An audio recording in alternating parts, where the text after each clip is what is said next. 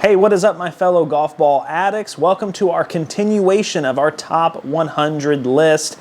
We just got done with 100 through 90. That was, our bottom 10. We had a lot of fun with it. You guys really seem to enjoy it. I love all the positive feedback. Thank you so much. So now we are going to tackle 89 through 80, and we're going to figure out what golf balls, are not very good, but they have some positive light to them because they're not the bottom 11 or bottom 10 or whatever you want to call it. But, there's something about them that at least gets them out of that, dookie pile, if you know what I mean, and at least gets them to where, like, hey, it could be for someone, maybe one guy, I don't know. We're going to go through this list. As always, I appreciate you. I do want to highlight a product. Guys, this is the Rapsodo MLM2 Pro. Now, I did a video on this. It was a short, a YouTube short. You can go on my Instagram, Facebook. I'm giving one of these away. So, this is a $700 launch monitor. It comes with a year subscription for their premium service. Rapsodo partnered with me, and they're willing to give one away for free. All you got to do is find that video. I'll try to put a link if I can in the description, but all you got to do is go to that video, make sure you're following me, make sure you're following Rapsodo, and just tell me your favorite Christmas movie, and that enters you in, and you could win this. So please do that. I haven't seen anyone join that in a while, and so I think you guys are forgetting about it. I got 15,000 subscribers, and I think only like 50 people have entered this contest so far. So guys, you got a pretty good chance right now of winning one of these. So I love this thing. It's my favorite launch monitor, so definitely, for free, you can't beat it. The price is right. All right. Let's dive right into this list. So let's, of course, start with 89, and 89 is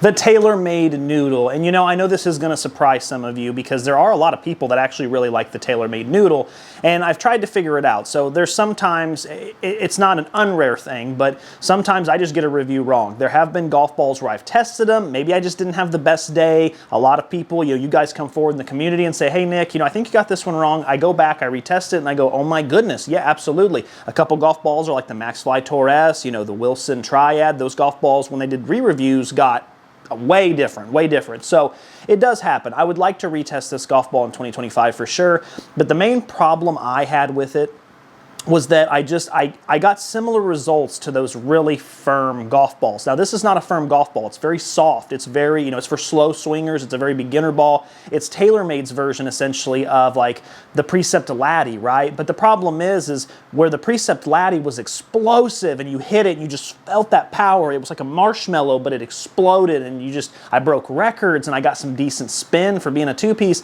The Noodle has none of that. The Noodle has almost zero spin. I lost distance just like I do with firmer golf balls. I think I overcompress it. I think it's the opposite end of that. And really, I didn't notice any gains in spin until I got to the driver, and that's not where I want it. I want it on some of the other ones. So I just didn't get any good numbers across the board. But what got this into the 80s was really its price point. It's really affordable. It's under $20 a dozen pretty much anywhere you go. A lot of people really do like it for just kind of a soft, straight, forgiving golf ball. But in my opinion, there's a lot of congestion in this market. A lot of companies like Wilson and Bridgestone, and everyone has their own like super soft model essentially that's like for slow swingers. And right now, the TaylorMade Noodle, to me, is probably one of the worst ones you can get. But like I said, I am going to retest it. I'd love to do some comparisons, maybe to the Super Soft, maybe to the Precept Laddie, and then we can kind of dive down a little further and see if maybe it was just a bad testing, or maybe the Noodle just isn't as good as some of you think it is. All right, and at number 88, we have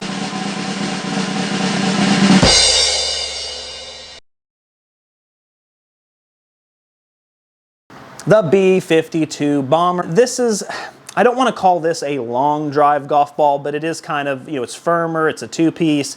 They market it as being, a bomb golf ball, just hit it just as hard as you can and it just flies and you just get massive distance increases. You don't. I mean, I lost distance with every club. It's way too firm. It feels like a rock. There's nothing great about it. Really, again, the only reason it gets into the 80s is because the value is there. For $15, you get like 15 golf balls. And so at $1 a golf ball, there is some decent value there. So if you're someone who is just beginning the game out, someone gives you these, you can play with them. I mean, if you're going to lose 6, 7, 8 a round, absolutely play with them. Don't lose a lot of money. But as far as buying them, purchasing them, you know, there's just too much congestion. We've got, 87 other golf balls above this, and a lot of them are going to be two-piece models. A lot of them are going to be forgiving and just easy, and for beginners, intermediate even, and there's just really no reason to pick this one up. They did try to go with this cool bomber theme, like World War II, type thing, but again, so the design gets a little bit of a bum because it tried to be a little bit unique, but again, you can have an amazingly designed golf ball, and you can have a really great price point. But in the end, if your performance isn't there, you're going to get pushed to the bottom for sure. At 87, we have the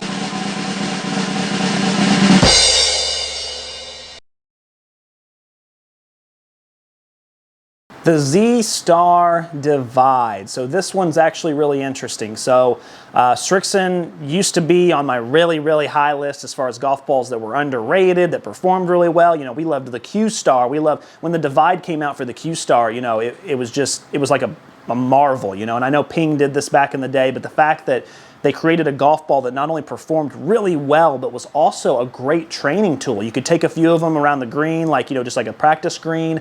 You do some chips, do some putts, and really improve your game was just, at the time, I was blown away. And I thought, wow, this product is going to change the game. And it has. Now that that's come out, now we're seeing stuff like Vice come out. We're seeing all these other companies, MaxFly create alignment tools. It really has changed how golf balls are designed. And for that, I give Strixon a lot of credit. But the changes they made to their golf balls this year by firming them up, making them more tour-like, I get it. I get it. You're trying to compete with the Pro V1. You're trying to compete with the Chrome Tour. You're trying to compete with big boys. But the problem is when you move into that tier, now the average Joes like us, we're the ones that now see the decrease in performance, and that's what happened here. This golf ball was a lot firmer. The forgiveness went down to very, very bottom. Lost distance with every single club across the board. I hated how it felt on miss hits. I hated how it felt, when I just didn't hit it 100% pure, and I'm just not that good of a player. I can't hit it 100% pure every time, and when I don't, this golf ball punished me. It took me out in the alley. It beat the crap out of me, stole my wallet, got my address, drove to my house, and made it with my wife. It's an unforgiving golf ball. I mean, it just really is. But I do want to highlight something it does well. It spins. If you're someone who really does like spin and you're wanting to get a lot of spin out of a tour ball, 50-yard pitch, 7-iron, 9-iron, even driver. Driver had really low spin, so across the board, every club, the spin performed really, really well, and that's what helped to get this, not the value, because trust me, it ain't the value. Design, yeah, it's got that Divide design, a couple different colors, yellow, you can do it, that's good too, but what really got this into the 80s and made it not a bottom 10 golf ball was it spun a lot, and the spin numbers aren't like Kirkland, where it's just ridiculous, ridiculous, ridiculous, ridiculous. It's like, hey, spins really well. Hey, spins good enough to check up. Hey, 7-iron, it's going to check up also. And then driver, okay, really low. So it does all that extremely well, and it's exactly at that mark where I would want it to be. And at 86, we have the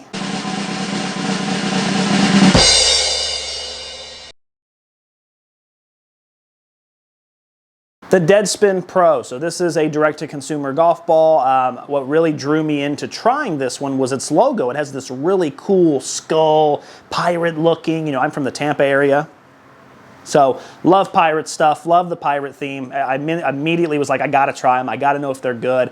Now, they make a variety of different models. The Deadspin Tour DS, you'll see a lot higher on this list. But the Deadspin Pro, the problem is it's just way too firm, and to be honest with you, there's no explosiveness to it. When I'm playing, a tour level golf ball or a golf ball with 3-4 layers and they're designed to kind of rival a tour ball, I want to see explosiveness. When I hit a Mizuno Tour X or I hit, a Wright and Didson, I get this explosiveness off the club that I'm like, wow, that just gives me confidence. I feel like even though I don't swing really fast, I feel like I'm just clobbering the ball. And that adds a little bit of confidence when you're playing. There's none of that here. It feels like this golf ball comes off the club in slow motion. Lost distance, every single club across the board. The spin wasn't where I wanted it to. I will give it credit with the 50-yard pitch. It did spin pretty good on that. But other than that, it's just too inconsistent. I ended up getting really frustrated when I was reviewing this ball because I would miss-hit it slightly. It'd rattle my hands. The numbers would be dog water. And I just ultimately was like, yeah, this ain't going to work. Now, what got it into the 80s? Well, one, the design. I do like the logo. That helped just a tiny, tiny bit. But really, it was the durability. This golf ball has pretty incredible durability. But again, does that really matter if you can't stand playing it? No, but good design, good alignment tool, great durability, fantastic durability. It's enough to get you out of the bottom 10, so this is where it sits. And at number 85, we have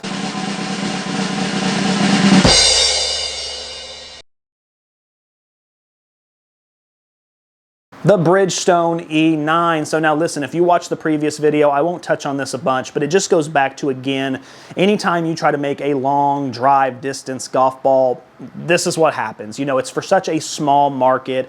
You know, this golf ball is intended for 115-mile-an-hour swingers who are just ripping the club, but they're also good enough to keep it relatively straight when you swing that fast. And most golfers who are that good at golf are going to play something that's not a two-piece, $30 a dozen golf ball. You know what I mean? Like, it just is. And the other thing is, I don't know why some of these companies think that, oh, we made a long drive distance golf ball. It's firm, but it's a two-piece, you know, goes long and straight. It should be $30 to $40 a dozen. No, it shouldn't. I don't know why. I don't know who came up with that and decided for that to be a thing, but it's not a thing. We have hundreds of golf balls, well, tens of dozens of golf balls anyway, that are two-piece, that explode off the club. They're forgiving, they're straight, they're consistent. And you know what? They're in the top 10. They're in the top 20 because they're awesome. But you know what? They don't cost 30 a dozen. Some of them cost 20, some of them cost 22, 23, you know, the more expensive ones. Some of them cost $10 a dozen. So why on earth am I going to pay $30 a dozen? Well, on paper, I can see why. You know, if it really did have explosive distance and I really did gain 10 to 15 yards, but it's a myth. It's all a lie. I've never experienced any golf ball that just magically made me gain that much. And until I do, I won't recommend a two-piece for over $25 a dozen. I just won't do it. I refuse. And at number 84, we have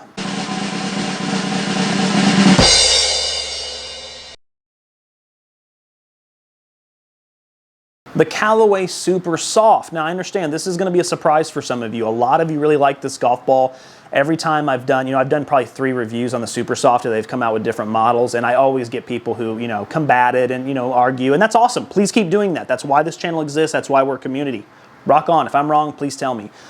But here's really, when I dive into these numbers, this is what I'm noticing. So one, I do believe that at 95 mile per hour, I am over compressing this golf ball. I think that it is designed for 70 to 80 mile per hour swing speeds. And for a lot of you super seniors out there, or maybe guys who are just learning the game, maybe like older female players as well that maybe swing 70 to 80, that would be really good. My mom sometimes will use this golf ball. It works really good for her.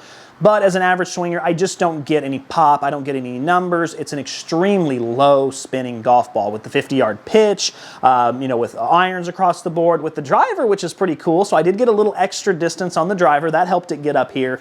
But what hurt this golf ball also was its durability. I really struggled with getting it through 18 holes or even getting it through, 50, 60 shots without it being scuffed up, without it being, rough around the edges, and basically it being so torn up, I have to throw it away. And so durability was very mediocre. If the durability had been a little higher, I mean, this is a golf ball that probably would have been in the 60s, 50s, somewhere in there. It would have propelled it up quite a bit, but I do have that issue, and there's not much value to be had because this is one of the more expensive two-piece models. It's $25 a dozen, and there's a lot of golf balls you'll see on this list, like I said, for 10, 15 that are way better. So that's my two-piece on that. I do like what Supersoft is doing with their designs, though. They have all kinds of different alignment tools. They came out with this new faded stripe this year that was really awesome.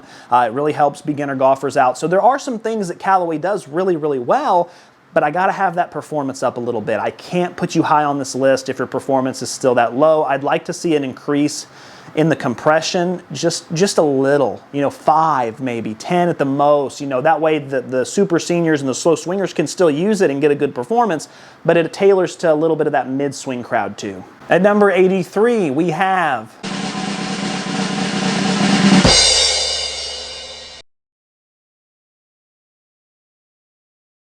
the Strixon Q Star. Now, not the Tour. The Tour is a 3-piece. The Q Star is a 2-piece. There's a couple things about the Q Star that kind of disappoint me. So the first one is, well, I guess let's talk about the good first. Design-wise, not bad. They'll come out with, some hockey and, sporting stuff and things like that. But that's really, as far as the good goes, that's about it. Value-wise, one of the most expensive, AAA soft models on the, 2-piece models on the market. $27 a dozen or something like that. Way too expensive, but also it just falls in this category like the Super Soft did. It falls in this category like the Noodle did. It's a 2-piece, super senior, slow, 60, 70, 75 mile an hour swing speed golf ball that just doesn't really have any pop off the club. And because of that, I lost distance with every single club. And so although I know there are people out there that use it and love it, and it could be for that slow swing crowd, unfortunately for me, I just don't get any pop off of it. And when I don't see that performance number, it's hard for me to put it at a high ranking. At 82, we have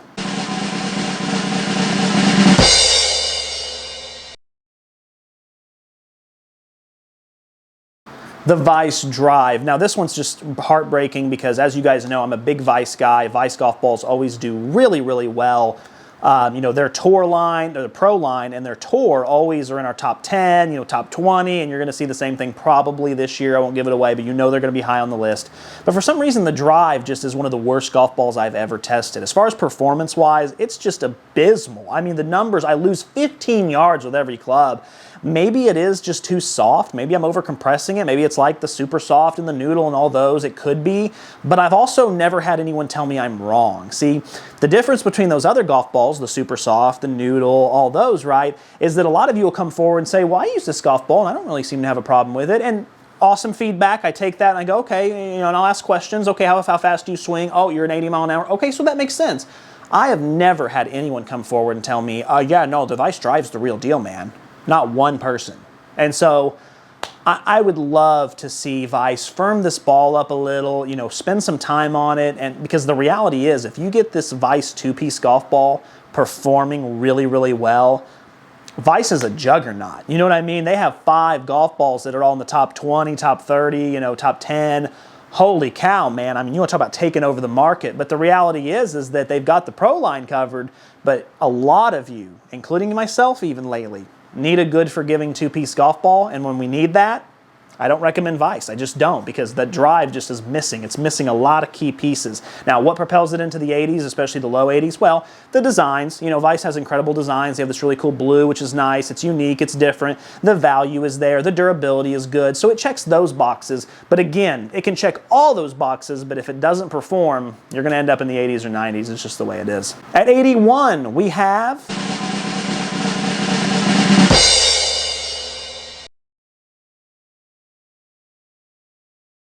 the Mizuno Tour, and this is another one that's just really, really weird. You know, when I tested the Mizuno Tour 23 versus the Tour X 23, you know, the X just lit my eyes up, opened my heart. You know, top 15 golf ball, explosive off the driver, explosive off the clubs, great spin numbers. It's a golf ball that if you told me, hey, Nick, you got to play this exclusively, no problem. I'll do it, baby. I'm there. But as good as that Mizuno X was, once I tested it, then I got excited and said, oh, what about the Tour, though? The Tour should be really good, too, right? No, it feels dead. I mean, all that springy and explosiveness is gone. The Tour feels dead. You know, instead of, it's like, and it's just like you lose all your distance, you lose all your spin, and it's just not there. And you can tell based on like when the discounts hit and when they were trying to push, you know, those golf balls out. The Mizuno Tour got, you know, let go way before the Tour X did. And so it's disappointing. You know, the Tour does some things really well, but overall it's just a really mediocre golf ball. It does nothing excellent. It does nothing good.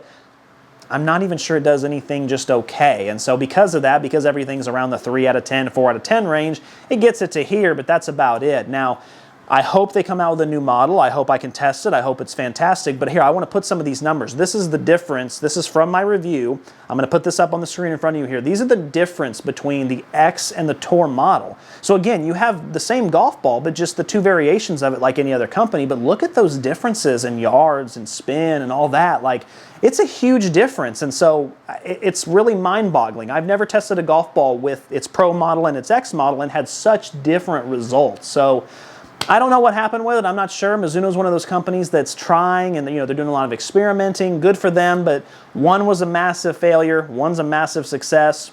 50%, 1 out of 2 ain't bad. Now you just got to focus on that Tour. And at 80, to wrap up our 89 through 80 list, we have